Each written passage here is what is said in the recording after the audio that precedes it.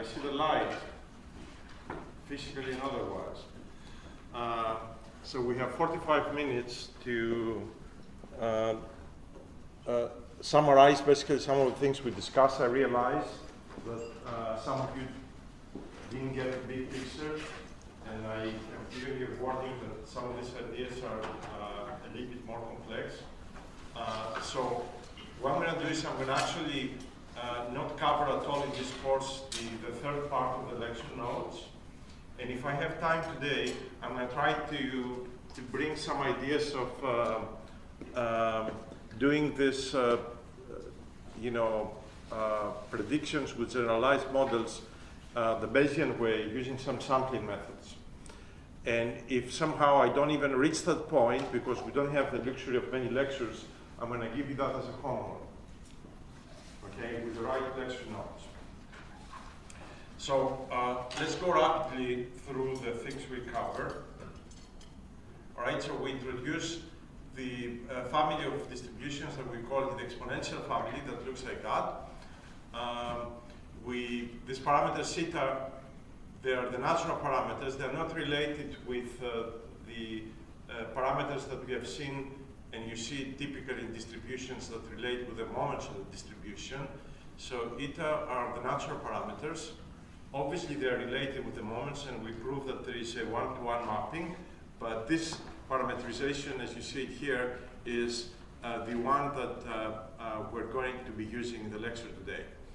So the definitions, I want you to remember that A is minus log of G. This G of theta, you can see there is no X here, so this G of theta is really used to normalize the distribution. So the normalization factor is 1 over G. So A is log of G minus log of G. And you get log of this integral that involves an exponential. So this normalization factor has a lot of significance physically. Okay? It's actually the most important part of the calculations there, and the most difficult part to deal with. So these distributions, to make sense, need to be bounded. So basically the space of the parameter theta that we're working has to be such that this integral is basically finite. All right. Let me just do the Gaussian example only. So we gave a few examples on the parameterization of distributions. We have seen them before. So the Gaussian distribution, obviously for that exponential, is part of the exponential family, but we can see this explicitly. So if you expand the exponential and you have the three terms, you do some simple definitions. You define u of x to be x and x squared. So obviously, because in the exponential you have eta transpose u, all right? The coefficients in the x squared and x term will be the eta parameters, okay? And h of x is 1 over square root of 2 pi. There's no x at all there. And g of theta, where is this thing coming from? Can you tell me what terms contribute to g of theta? I'm even coloring things for you as a colorblind person so you can see from where things coming, right? So g of theta, I see it's blue, and this is blue. What do you think? So basically what you need to do is you need to take this term here and this term there, the blue, write them in terms of theta 1 and theta 2, and then you get this nice expression. So it doesn't come from nowhere, okay? All right. It looks complicated, and A of theta looks complicated, but it's only because of this parameter theta. I mentioned to you that in lots of papers that involve the Gaussian distribution, rather than having parameter theta that the first parameter is mu over sigma square, they use in the parameterization here a scaling s that is equal to sigma square, so eta 1 comes to be equal to mu, not mu over sigma square. So you have to pay attention when you read papers, all right? So if a factor sigma square is missing, it's because they put some scaling s in that equation. All right, then we proceeded to define some fundamental properties that are universal for this exponential family, and the first one was that if you take the derivative of A with respect to eta, you basically get the expectation of the sufficient statistics U of x. Okay? So again, if you take the expectation, if you take the gradient of A, you get the expectation. So that's an exact equation. You can actually push this to higher order derivatives, and in particularly what we're interested is if you take second derivative of A, you actually get the covariance. And you remember the argument, because the covariance is a positive definite matrix, means that A is convex, and if A is convex, there is a unique relation between the gradient and the natural parameter theta. So for each theta, there is only one gradient of A, but the gradient of A is the expectation of U, and I want you to think the expectation of U as representing the moments really of the distribution. So effectively, there is a unique map from eta to mu and from mu to eta. I mean, if that was not there, right, we would be sort of in trouble, but there is a fundamental proof that this mapping from mu to eta is invertible. And I want to emphasize again that this is the mean, and in the notation for generalized linear models, I'm going to change a little bit the notation we used from before to bring this mu there explicitly so that you see the relation. All right. Can somebody remind me, without reading any equations, why did we call U to be the sufficient statistics? So when you look at this equation, why we call U? Give me one of the possible interpretations what U of x is.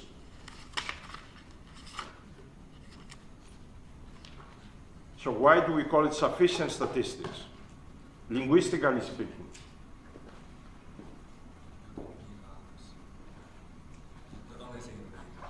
The only thing we need to do what? To go to the moon?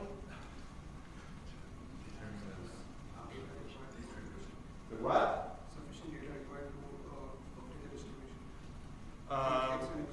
Not quite. To obtain the distribution, you're giving me too much there. I mean, obviously the distribution is defined in terms of some parameters, and let's say in this parameterization is zeta, or, you know, we have used the parameters theta when we had the moment parameterization, like the mean and the variance, things like that. So U of x is the only thing we need to know about x to determine the parameters. It contains all the information necessary to compute the parameters of the distribution. Okay? And we gave basically, and again, I appreciate that you listened to this. It's a little bit prematurely because you have not seen this from other courses, but we gave two different interpretations. For example, if you look at the equation here, you can see that given the sufficient statistics U of x, the theta is independent of x. All right? So if I know the sufficient statistics to compute theta, I don't need to know x. U of x contains all the information necessary. And also we inverted this relation in something that you don't see often. It's a little bit different here. It says, given U of x, all right, I can completely determine x without having to know anything about the parameters. Why again? Because all the information about the parameters is contained where? In U of x, right? They are philosophically, these two independent relations are very different from each other, all right? But if you think deeply, they imply sort of the same factorization, basically, of the distribution here, of the joint distribution. And I gave you this theorem that says basically that the distribution of x and theta, the joint, is basically some function of U of x and theta and some other function of x and U of x. And basically you can relate this with the parameterization we have for the exponential family, where there is a term that has U of x and theta, and there is another term that has only x and U of x. All right. We talk about, so if we collect data from this exponential, the distribution from the exponential family, and we saw that if you compute the MLE estimate of eta, at the MLE estimate, the gradient of A all right, you can see if you take derivative with respect to eta, the gradient of A is equal to the sample mean of the sufficient statistics. But the gradient of A is really equal to the expectation of U. So at the MLE, basically what you have is you have moment matching. It's very important. The actual moment, it's equal to the sample mean, basically the sample approximation of this moment.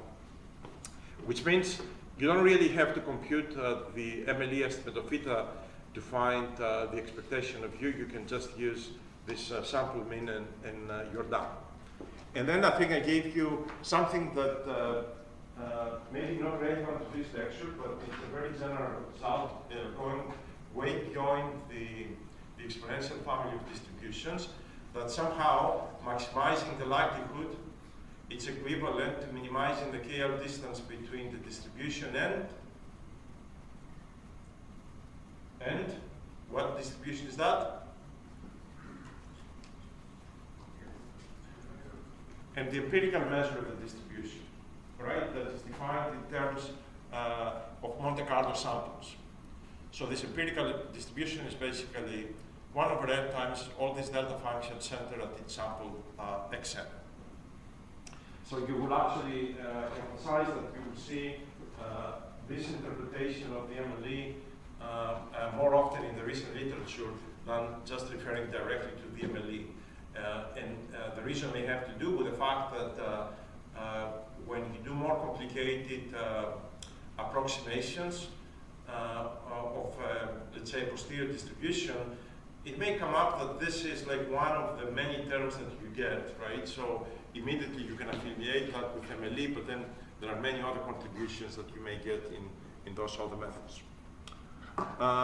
We discuss about the nice thing is, you know, if you have an exponential distribution from the exponential family, so that's, let's say, your likelihood. The prior obviously would be from the exponential family, and the posterior would be from the exponential family, and that's what you see on the slide.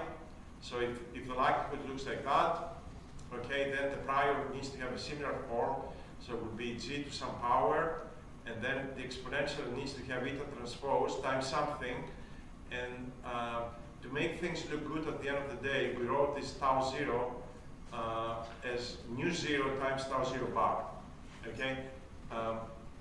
I mean, sometimes helps to make the equations look appealing, basically, and maybe giving some insight. So we wrote this like that, and the explanation is given on the next slide. But bottom line, if the likelihood is from the exponential family, you select a conjugate prior from the exponential family, the posterior is from the exponential family, and the only thing you have to do from the prior to the posterior is update the parameters nu n. It's nu 0 plus the number of data points. You have to update tau n and nu n, and look at this nice expression, right? It's written here in 2 different formats, okay? The factorization here, I remind you, has a meaning in the sense that for the exponential family of distributions, nu 0 is sort of the prior measurements, if you like, right? Imaginary measurements, and each of them having a strength tau 0 bar. These are the real measurements. You have n of those with value u bar, where u bar we define it to be the sample mean of the u's.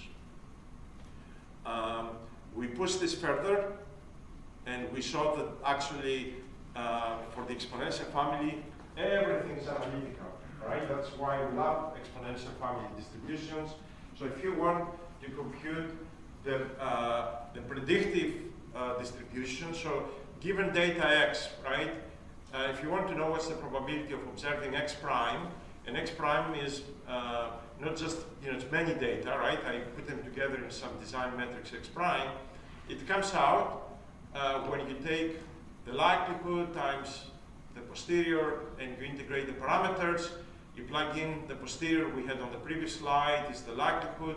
It comes out that the result is this normalization factor coming from the likelihood, and the ratio of 2 normalization factors okay, for the exponential distribution.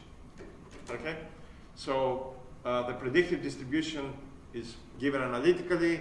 You can use this formula also to compute this the evidence if you want. If you put n equal to 0, you can compute the evidence. So you can do lots of nice things. Okay. All right. So let's. Let me just, only in passing, because some people may hear this in other courses, lots of times, right, when you read books, or especially when you read James' book on maximum entropy,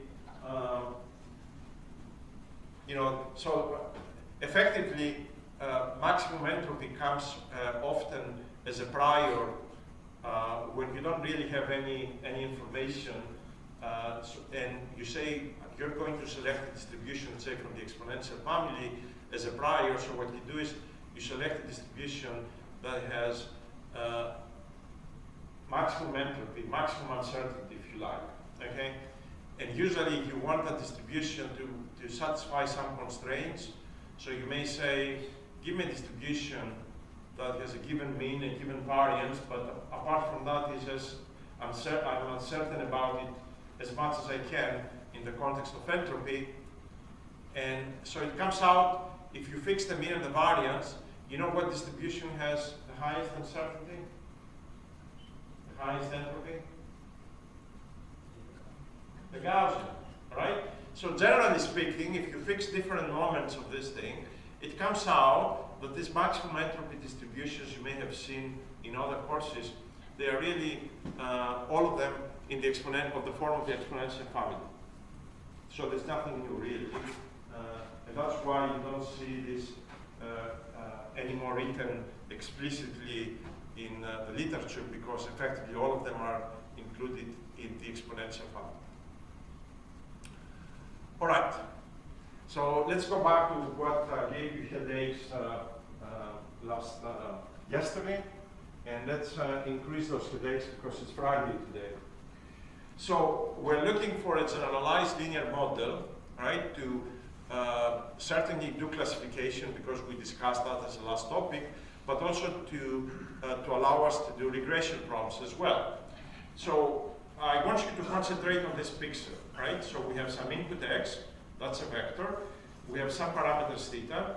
So basically we define some linear projection of x that we call it theta transpose x, all right? So xi is theta transpose x. If you remember, we used theta transpose x or W transpose x when we did linear regression models, right? We used the same thing when we did classification with a sigmoid. We did the same thing when we worked with a softmax, right? We had, instead of x, we used theta transpose x with some unknown parameters that I don't call them here W that we had before, I call them theta, just to make the connection with eta of theta in the exponential family of distributions.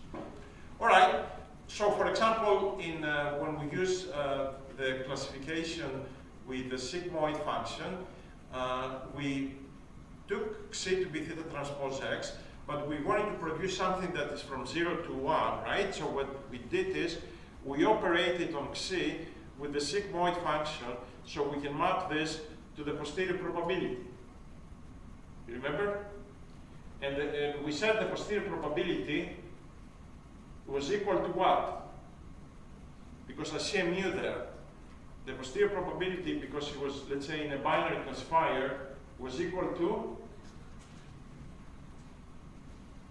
the expectation. All right? And I put it here explicitly as mu.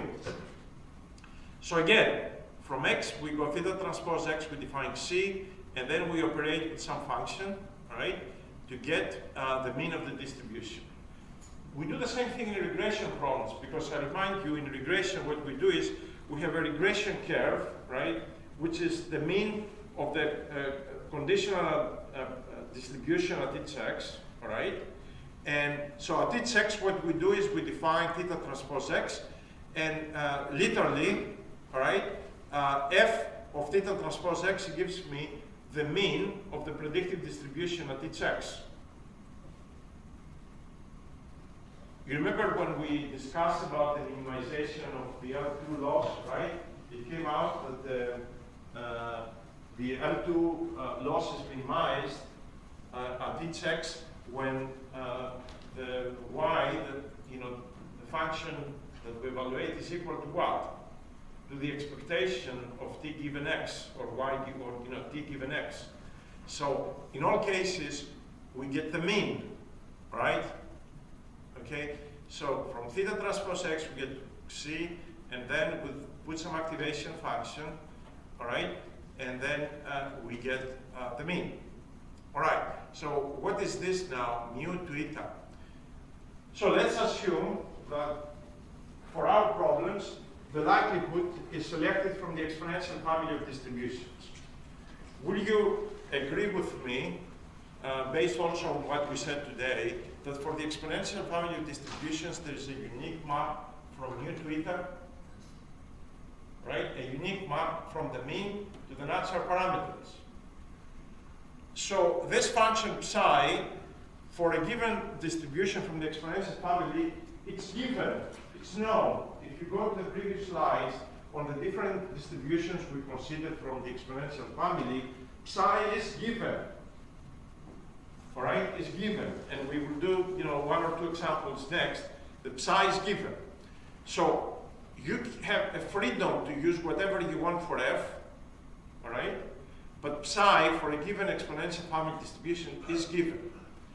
And we said, even though you can use anything you want for f, there is a particular choice of f that makes these problems computationally easy to work with, especially in the context of stochastic optimization. And what was that choice? That choice was by selecting that f inverse equal to psi. Okay? And this is called, the choice of f being basically psi minus 1, is called the canonical response function. So how do you get that? Basically you're saying, I'm going to make xi to be the same as eta. So basically xi goes to mu, all right? Or I'm sorry, from mu you go to xi by f minus 1, all right?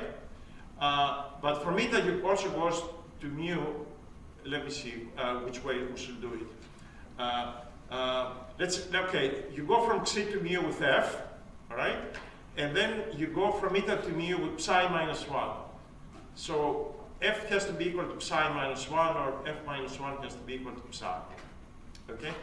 So it comes out, if you do this, and you go back to the likelihood for the exponential family of distributions, it comes out that when you do the algebra, all right, something is simplified there. Okay? So something is simplified. Let me see if I need to do this slide, or we go directly to the real thing.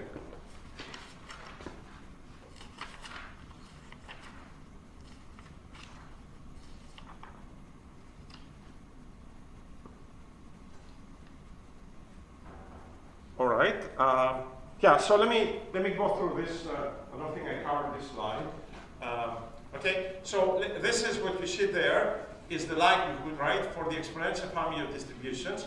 But remember, the distribution that is in the exponential family, it's the conditional distribution given x. This is very important. So this natural parameter theta have a subscript n because they depend on x. Okay. So let's set the notation. You remember the exponential family of distributions had, give me the form, the generic form, so we should go. H was coming in which form? Before we wrote the distribution of x, right? So the distribution of x had h of x. Now, I don't see an x there, I see y, because I'm writing this distribution for the conditional distribution of y given x. My data point is y. This is the distribution for the conditional of y given x. Right? So before we had h of x, now this becomes now h of y, and if we take logs, it becomes log of h of y. And then we had an exponential of eta transpose, all right, and I'm going to work with scalars now, so eta, times you remember the sufficient statistics of x, which I take them here to be x, but in my problem x is what? It's y minus that a of theta. I emphasize again, right, you have to be above the notation here. It's not like I'm messing you up by having different notation here or there. There's no way you can avoid this. Before we had the general form of the exponential family of distributions for some distribution p of x. Now I do this for a distribution of p of y given x. All right, because when you do regression, you want to know what's the probability of y given x. When you do classification, you say for a given x, I want to know what the class label y is. All right, so this is what we have, okay?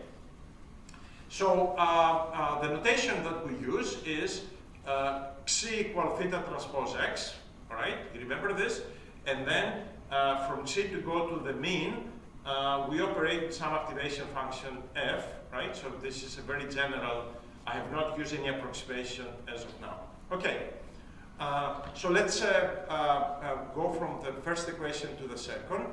So tell me what is happening here. I see suddenly this eta has become theta transpose x. So immediately there I make what assumption? I take that eta is equal to xi. I take that eta is equal to xi. That means that I select f to be psi minus 1. This canonical function that is defined uniquely by the exponential family of distributions. All right? There is only a unique psi for that family of distributions, and then I select f to be psi minus 1.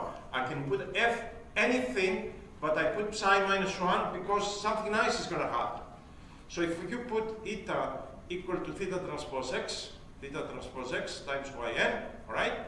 Now you can see really this is the sufficient statistic here to compute theta, all right? You know, so you had yn, now you're going to have xn, yn.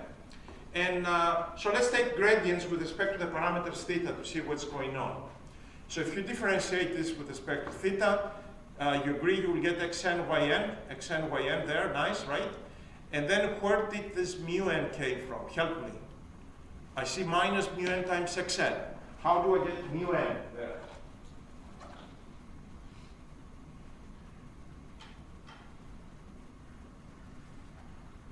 How do I get mu n? I need to take derivatives of this, right, with respect to the parameters. So I differentiated this, and this term also involves theta. So how do I get mu n times xn? To find the derivatives of a of theta, first I have to differentiate with respect to eta. What's the derivative of a with respect to eta? We prove it. What is it? The expectation, that's mu. That's mu n. And then I have to take the derivative of eta with respect to the parameters theta. But eta is the same as xi. And derivative with respect to theta is xn. So now, with this canonical representation, you know, selection for the function f, by a miracle, you can immediately see that when you compute the gradient of the log likelihood, you get this very nice formula that we have seen coming in Robinson-Monroe algorithms, right? Where we have the error introduced by point n, and how do we define the error here, right? Is effectively this target value that I give you from the training data minus the mean prediction. So if you think of the regression function being here, you say at the given x, you know, this is what the training data tells you, and this is what your prediction says. That error is the one that drives basically the gradient calculation. So that error times xn. So what you can do is you can use this very general result, right? I mean, we haven't done, it's for the whole exponential family, basically, you can do this. So you can do this online with stochastic optimization. And if you don't want to do stochastic optimization online, but you want to do it on a batch, you can write this in a matrix form like that. using vectors y and mu and the design matrix X. And you can go further, and we already have done this on an earlier lecture. You can actually compute the Hessian second derivatives of the log likelihood, so you get this weight matrix that involves these derivatives of d mu, d eta, okay? It's a diagonal matrix. And then you use this iterative reweighted least squares method, which is really nothing else but the Newton method. And it's, you update the parameters the way that you see here. And you notice the only thing is that the weights have to be updated as you iterate as well, all right? And they have to be updated because the weights W are functions of the parameters as well. There is, so this formulas that we see here, right? In particularly, this nice form that you need to remember, this comes only if you do this canonical selection for the function f, if you take f to be psi minus 1, but it comes out as a result of using this exponential family of distributions, all right? There is no proof in the notes, but you have to trust me, that somehow when you compute the Hessian, because this is what you need for the Newton method, if you don't select this canonical response function and you take some other arbitrary function there, that somehow the Hessian differs by some factors that involve this term y minus mu. Which means, for those cases where you don't select the canonical response function, the Hessian would be more complicated, but somehow, if you devise a Newton algorithm like this IRLS, the iterative reweighted squares, if you pose this algorithm for the general case, where instead of the Hessian, you use the expectation of the Hessian, all of these terms will disappear. So for the exponential family, if you use the expected Hessian, then effectively you get an algorithm that looks like similar to the one that you have selected the canonical response function. And that algorithm, if you search on the web, is called the Fisher scoring algorithm. Okay, so it's, again, that's a very nice generalization, if you like, that comes from the exponential family of distributions.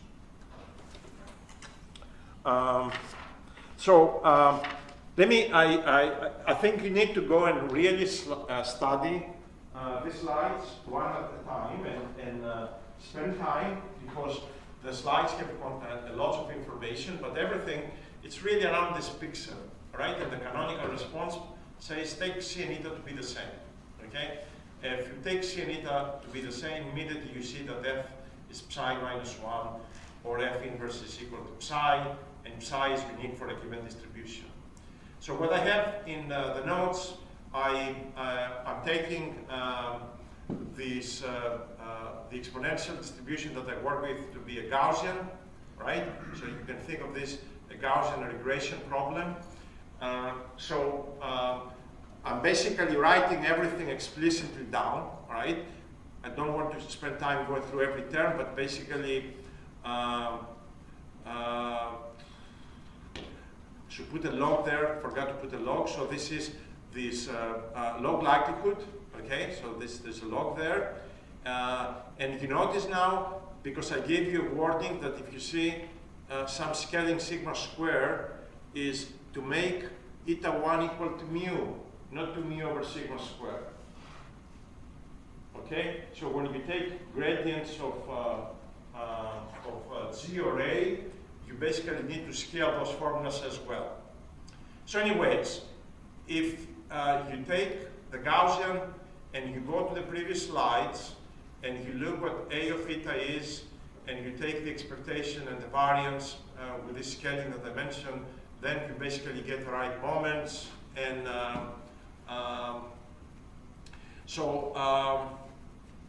in this particular case, for the Gaussian, you will notice that both psi and f inverse are equal to 1. All right?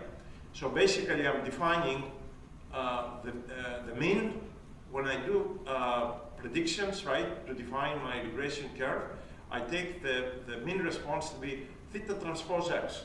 Isn't it what we did in regression problems, right? So mu is equal to theta transpose x, so f is equal to identity, psi is equal to identity as well. This partition A of eta is eta squared over 2, so everything falls in. For the sigmoid classification problem, things are a little bit more complicated, and I gave you all the formulas that you need to know going back to the earlier slide. So let me just summarize. From x, you go to theta transpose x to define C. In sigmoid, for classification using the sigmoid function, to get the mean or the posterior distribution, you have to operate with the sigmoid function of C. Remember? All right? You have to get mu from C, you operate with the sigmoid function. And it comes out, all right, that for this particular problem, it is the canonical representation because the mapping from mu to eta is what's called the logit function. Anybody knows what's the logit function?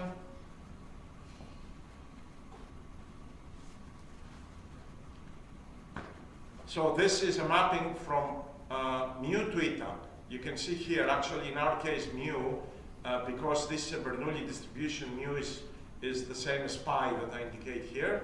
So this is what's called the logit function. Okay? So again, from C to mu, we did all the calculations with the sigmoid.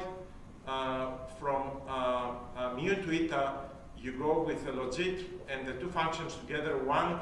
So sigmoid is the inverse of that, and this is the inverse of that. Then you can verify it. You can invert for pi, and immediately you will see that you get the sigmoid function. Actually, it's written there. Okay? Pi is the sigmoid function. Now, why am I introducing pi here? Because this is a Bernoulli distribution, right? So what is the likelihood for a Bernoulli distribution?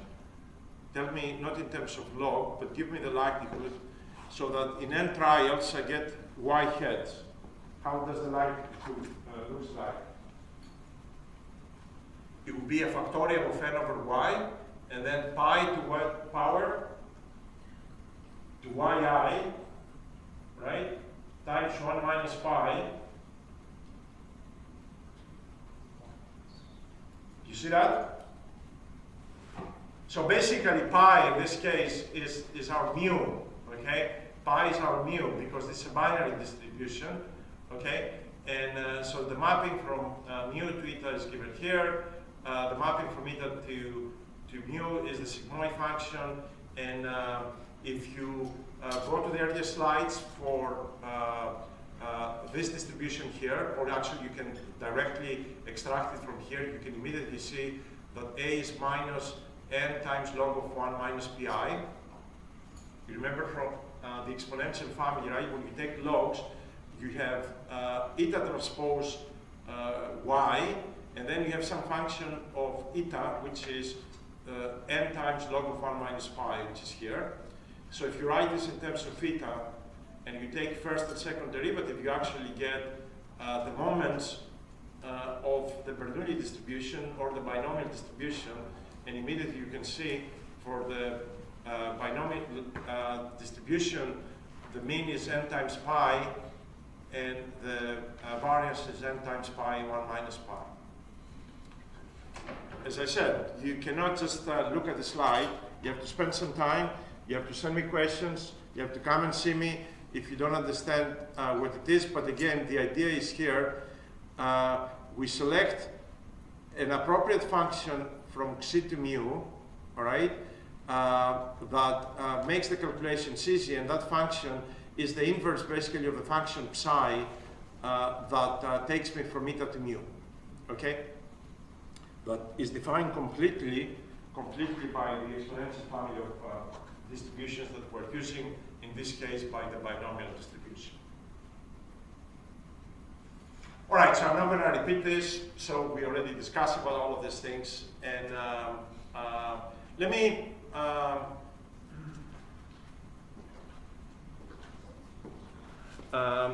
most probably I will have zero time to discuss about sampling methods. So let's go back to the Probit regression model, all right? And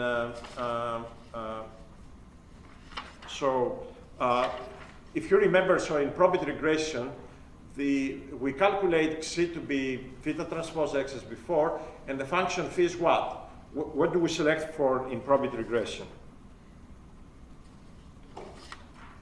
What is the selection in Probit regression? We did this another model. We don't use the sigmoid, we don't use the softmax. What do we use? What's capital phi?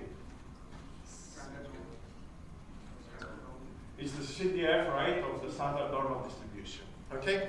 And we said it looks like it's an approximation to the sigmoid because for some certain parameterization of phi, you can actually get the sigmoid function, but actually their behavior, in particular to outliers, is very much different. What I did in you remember this, for this logistic regression problems, the loss function was of what type? What's the loss function that we always get for logistic regression and for Probit regression? How do we call that loss function? Cross entropy, right? You remember the cross entropy. So what I have done is, just because you have to become sophisticated enough to be able to read different books, different papers, and follow different notations, I have written the likelihood actually directly. This is the log likelihood, all right, as log of this CDF of yi mu I, where mu I is theta transpose xi, and yi, the labels for the two classes, I'm writing them as -1 and 1, okay? So instead of using the cross entropy loss function, I am writing this log likelihood directly in terms of the CDF. So what I want you to do is, I want you to go home and with what I have done is I have redefined the targets. Rather than being 0 and 1, I am making them -1 and 1. I want you to convince yourselves that this thing here, this compact way of writing the log likelihood, it's identical to the cross entropy parameterization that I had before.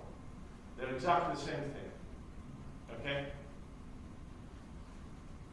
I mean, obviously here probabilistically it makes sense, right? This distribution, what it is, pi given x, it is really, let's say the probability that I belong to class 1 is phi of theta transpose xi. I mean, that's our definition. But in one formula, I include both the cases that the point I belongs to class 1, that I label with y curly equal to 1, and to class 2 that I label with curly -1. So the cross entropy terms, you can combine them together by doing this little trick. The rest is basically all the formulas you get for computing the gradient and the Hessian are identical to what we had before. So when you take derivatives, basically, can you look at this formula? So this is the CDF on the denominator. Little phi is the actually PDF of the standard Gaussian. How do I get that? If you want to differentiate this with respect to the parameters, right? The first thing you have to do is take derivatives of the log. So you get 1 over phi. Then take derivatives of the capital phi with respect to what?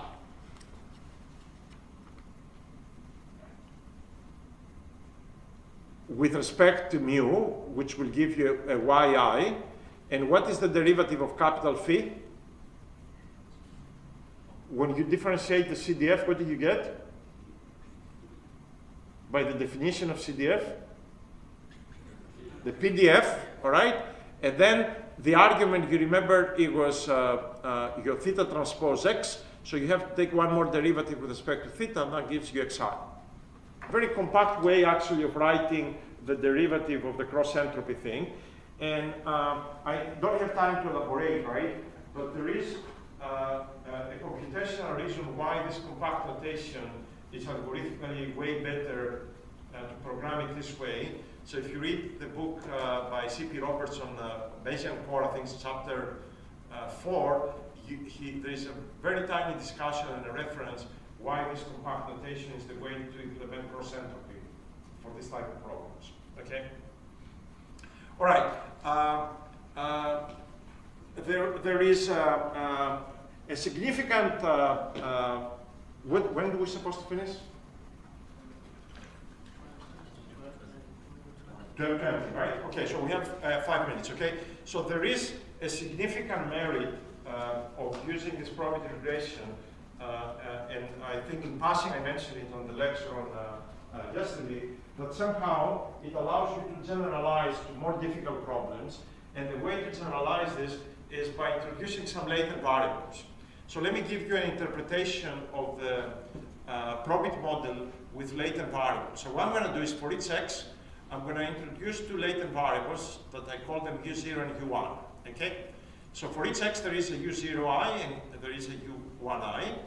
And each of these latent variables will correspond to 2 choices of y. Will be either class 1 or class 0. Okay? So what we will do is, for these latent variables, we're going to introduce some linear models that look like this. So each of them has its own parameters, theta 0 and theta 1, okay? And delta are some Gaussian noise, basically, okay? So what have I done here is I introduced 2 extra variables, right? And always you think when you introduce extra variables, things get more complicated, but sometimes things get easier, all right? So more variables, all right? And once I introduce these variables, how do I decide, let's say if I manage to compute theta 0 and theta 1, how do I decide to what class a particular x belongs? Well, I compare u1 and u0. If u1 is greater than u0, then I assign this to class 1. If not, I assign this to class 0.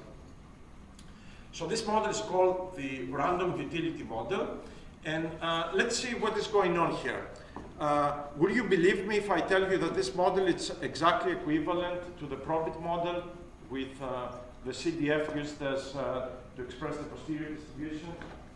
Does this look identical, the same, but a generalization, if you like, of the Probit model? Well, let's see. If we subtract the 2 equations that we had before, so we introduce these linear models, subtract the 2 equations, what you will get, define z to be the difference of the 2 latent variables.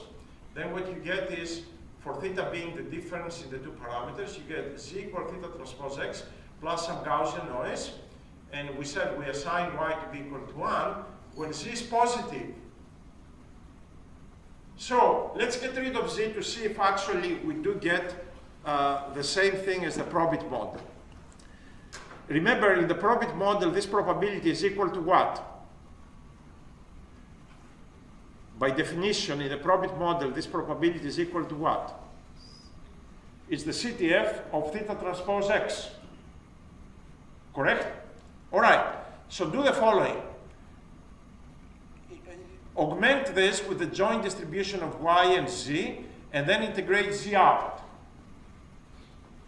All right? And then use the product rule of probability. So if you have y comma z, all right, so what you can do is you can write this as the distribution of z given x, which is a Gaussian, all right? From here and the noise being Gaussian, this is a Gaussian. And then what is this? From where this indicator function is coming from?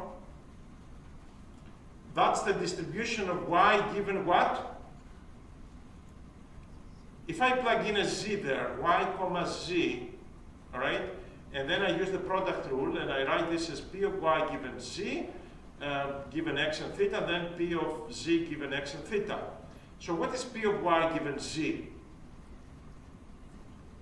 It's a deterministic thing, right? If I know z, I immediately know what y is. It's the indicator function. So effectively, this distribution that we're interested is the same as this integral. And effectively it says take the Gaussian and integrate it, but only integrate when the z is greater than 0. So it's really the same. because this theta transpose x plus epsilon is the same as the probability of theta transpose x plus epsilon being greater or equal to 0, which is the same as epsilon being greater or equal to minus theta transpose x, which is the same as this, the same as that. Okay? It's 12:20, so let me just say, you can read more on the slides. You can generalize this model to multiple classes with lots of different cases, lots of different scenarios, and more importantly, you know what? You can use this idea to do a fully Bayesian analysis of the Probit model, where you effectively use sampling methods where you explore the conditional distribution of z given x and of y given z, and what algorithm in sampling in Monte Carlo takes advantage of the conditional distributions. What algorithm do you use when you know the conditional distributions? Gibbs sampling, all right? So you can do this for Gibbs sampling and you can get some wonderful results, and I will remind Subit that will be one of your problems for the next homework as well, okay? So with that, I'll see you next Friday.